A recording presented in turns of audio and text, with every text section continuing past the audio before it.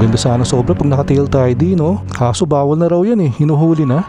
Kaya tara, samahan nyo ako sa DC Moto Wolf. Pabalik muna natin yung stock.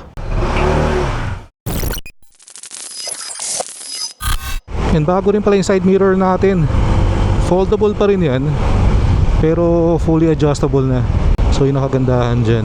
Doon kasi sa isa nating foldable side mirror, up and down lang yung adjustable dito. Pero dito lahat ma-adjust mo, even yung taas nito. Ayun, no? Nasakto ko lang sa riding gloves. Yan, bago rin pala yung gamit natin na windshield. So sa mga interesado dito sa mga nakakabit kay ADV, dating gawi lang, ililink ko dito sa video. Dapat meron kayong pwedeng i-click dito sa screen para lumabas yung mga products. Pero going back sa topic natin today, yun nga, papunta tayong DC Moto Wolf kasi papabalik natin yung stock fender nito ni ADV. Nakita ko kasi sa social media, hinuhuli na rin yung mga naka-tilt ID or yung walang rear fender. Wala naman tayo magagawa dyan. Mukhang mainit na naman kasi yun sa mga motor eh, sa mga rider. Kahit yung muffler, naintindihan ko naman na bawal yung sobrang ingay. Kaya nga nag-set sila nung decibel limit, di ba? Pero ngayon kasi may bagong update na kahit pasado sa decibel limit yung muffler mo, yung aftermarket na muffler mo, may kailangan pa ring certificate. Yung yata yun, Certificate of Road Safety and Product Compliance. So hindi ko pa alam kung saan nakakakuha nun. I assume sa manufacturer. So ang hassle, no? Naka-aftermarket tayo dun sa Z900. Naka-terminal ni slip-on tayo dun. And tinanong ko naman yung binilhan ko. So shoutout to Sir Francis of Car Scoot. So sabi naman ni Sir Francis, madadownload daw online. Kaso nga lang, kagabi pa ako naghahanap, wala akong makita. Pero nakita ko rin kanina sa Facebook, may post si Senator JV na he's coordinating with LTO naman ngayon. Kasi nga maganda yung puntong sinabi niya eh. Kung ipagbabawal yung yung bagay, yung aftermarket exhaust na pumasa naman sa DTI, kaya nga pwedeng ibenta. Tapos ang uhulihin niyo yung bumili, di ba? So kung bawal talagang gamitin, ipagbawal niyo na rin ibenta, di ba? Nakakatamad na mag-ayos ng motor ngayon eh. Kasi nakita ko nilalagay sa ticket, modified. So kung bawal na mag-modify ng motor, sabihin na lang nila, dapat stock lang. Kahit anong palitan, huli na. Diba? Nagkaka-gray area pa eh. Anong modified ba yung pwede? Anong modified yung hindi pwede? Sensya na, nagiging rantong video natin. Pero baka kasi same sentiments din naman yung mga kapwa ko riders. May isang nag-comment nga sa akin na baka soon bawal na rin yung yung titanium bolts, yung yayamanin bolts. Actually joke yun, pero kung mangyari yun, hindi na ako magugulat eh. Siyempre modified, hindi naman kasi stock bolts yun, di ba? May isa rin nagsabi baka daw bawal na palitan yung stock na gulong. Nako, yun naman ang wag sana mangyari. Kasi kahit hulihin nila ako, gagamit ako ng ibang gulong. Safety ko na yun eh. Pero seriously, nakakadismaya talaga eh, no? Para mga motor lang lagi ang pinag-iinitan. And don't get me wrong, hindi ako puro reklamo lang ngayon. Because gets ko naman yung mga ibang ini-implement nila dati. Again, yung sa decibel limit nga, kahit sa Z9, kinabitan ko ng silencer yun eh. Para lang siguradong pasok sa dun sa 99 decibel limit. Masunurin naman ako pagdating dyan. Kaya nga ibabalik ko sa stock tong fender ni ADV. Susunod rin naman ng mga riders. Pero at the end of the day, nawawalan ng kumpiyansa sa mga tao, diba? Yung sa mga namamahala.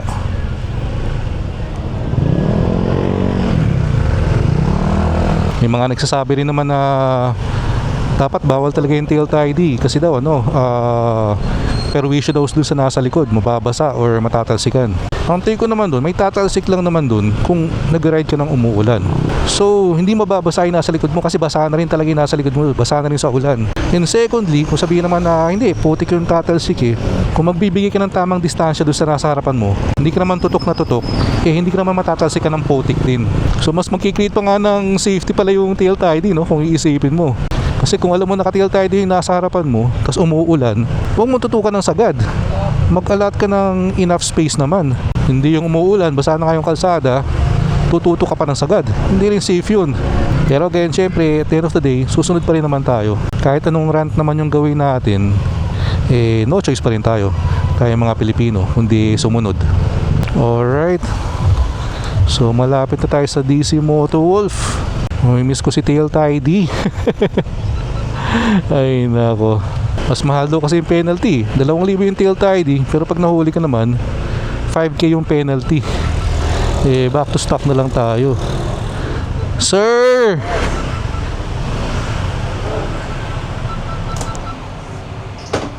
Sir, bawal na raw ang tail tidy, no?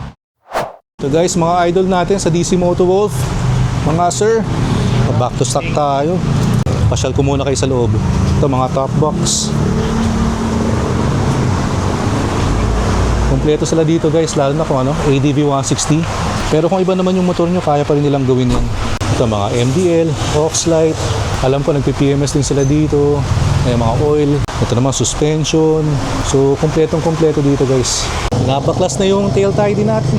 So ito guys yung stock fender natin. Buti na lang, tinabi ko lang no. Dala sana kung ano, kung walang fender. Alright, tapos na guys. Back to stock look na. Ayan, may fender na ulit yan ha. Para iwas abalas checkpoint. Sir Joel, maraming salamat. Sir Renz, sir maraming salamat. Sir, shoutout sa inyo. Takot ako sa 5,000 eh. 5,000 daw penalty. Ay hindi na uy. Sir Renz, salamat. So ayun, balik stock look na tayo. Pinakayo kasing pakaramdam yung napapraning ka pag nagmumotor ka na tipong pwede kang hulihin anytime. Wala kang peace of mind. Tapos pag may checkpoint matatakot ka, di ba? Kaya bigay hilig na lang. Kung ano gusto ng LTO, sundan na lang natin. Pero kung iisipin nyo, may isa na rin magandang dulot yan eh. Yung pinag-iinitan ng mga modification ng motor. At least ngayon less gastos. Pero napagkwentuhan nga din namin kayo na dun sa DC Moto Wolf. Pag sinabi mo modification, hindi ba dapat bawal din yung minomodify yung sa makina, yung tumataas yung CC, diba? Uso rin ngayon yan na yung mga 155cc, 160cc nagiging 180, minsan nga lagpas 200cc pa, diba? Kaya syempre tingin ko mahirap hulihin yun kasi para ba naman malalaman ng enforcer kung upgraded o kargado yung makina. Kaya talaga mapag-iinitan nila yung mga kita mo kaagad, yun na nga, yung muffler, yung tail tidy, or kung ano pa iba nila makikita. Mahirap din naman kasi makipag-diskusyon pag hinuli ka na, di ba? Kahit na magpaliwanag ka pa, pag sinabing bawal ang modified, ano pang laban mo dun? Buti na lang talaga hindi ako nag-upgrade ng muffler. Yun ang muntikan na. Yun yung talagang almost na nagpalit na ako ng muffler nun. Kasi kampante ako nun eh. Kasi wala man akong balak magkabit ng muffler na sobrang ingay. Kaya sabi ko, kahit magpalit ako ng muffler, sure ako na below 99 decibels yan. Kaya lang hindi natuloy kasi nga iniisip ko nun yung kailangan pa magpa-remap. Parang doon ako medyo nag-worry lang. Pero ngayon easy decision na wag na magpalit ng muffler, sakit lang sa ulo. Yung sa Z9 lang, sana makahanap ako ng certificate kasi hindi talaga ako magpapalit ng stock. Naka big bike ka, delikado na hindi ka rinig sa kalsada eh. Lalo na kung nasa highway ka. Yun yun ang mga dapat hinuhuli dahil medyo maingay talaga. Negurado, lagpas 99 yan. Pero sana naman yung mga rider na sumusunod naman dyan, hindi naman ganun kaingay yung tambucho. Ayaw lang talaga ng stock. Huwag nyo na pag-initan yun. May mga jeep na mas maingay pa eh. Yung noise pollution ba galing lang sa motor. Continuation ng rant natin medyo wala na ako sa mood ngayon eh. Rant mode na ako. Kaya kung hindi kayo mahilig sa rant, huwag nyo nang ituloy panoorin tong video. Maraming dapat pagtuunan ng pansin. Marami. Pero nadadamay yung mga motor na hindi naman perwisyo sa daan. Kasi may times talaga, hindi lang may times eh. Opinion ko lang parang mas madalas na hindi gaano pinag-iisipan yung mga ini-implement. Basta na lang may ma-implement. Tayo magagawa. Sa Pilipinas tayo eh. Alright, so sa mga umabot sa part na to, sa mga nakinig ng rant ko, maraming salamat sa inyo. And sa mga hindi pa nakasubscribe pala, please click the subscribe button below and like and share the video. And by the way, since malapit na tayong mag 100,000 followers sa Facebook page natin, meron ako ipaparaffle dun. So magpaparaffle tayo ng isang Aiuchi C3 Pro, and magpaparaffle din tayo ng powder coating tsaka custom decals from Monster Customs. And syempre hindi pwede mawala DC Moto Wolf. Paparaffle tayo ng isang MDL set Senlo with install na yon.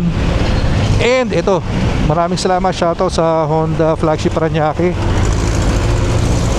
Sagot nila yung tatlong PMS for scooter. So may tatlong mananalo nun, change oil, gear oil, yung PMS package. Pero again, pang scooter lang ha. Hindi kasama big bike. Magastos sa oil yun. So gagawin natin yung raffle pag naka 100,000 followers na tayo sa Facebook page. Nasa ano tayo ngayon 98,000 followers. Pero balo ko, para makasali ka sa raffle, kailangan top fan ka. So doon sa mga wala pang top fan na badge, pwede pa kayong humabol. Alright, and para naman pala may engagement tong video natin, kwentuhan tayo sa comment section. Comment nyo naman kung anong take nyo sa mga ini-implement ng LTO ngayon. Agree ba kayo? Hindi ba kayo agree? Maganda rin kung meron kayong mga recommendations. Kaya sana may mga leaders tayo na mabasa yung mga pinag-uusapan natin, di ba? So yun lang naman guys, maraming salamat sa mga sumama sa pasyal natin today. Kita-kits tayo sa next video. Ingat kayo lahat palagi, always ride safe. Peace out.